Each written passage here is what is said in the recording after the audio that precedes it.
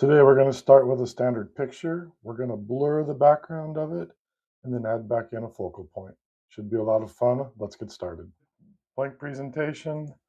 I'm going to start with this photo that I've pre-selected. Size them up here across my canvas. And the first thing we want to do is duplicate it. Go, and I'm going to run background remover. So I've isolated this woman. All right, let's set her down below.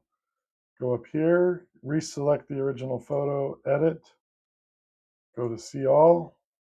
We want to blur, and I find 50% works really well.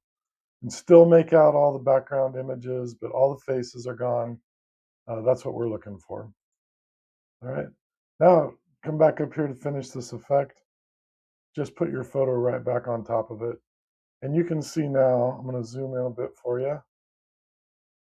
Like, that is a great effect. You can use that in your posters and designs and everywhere. So simple to use.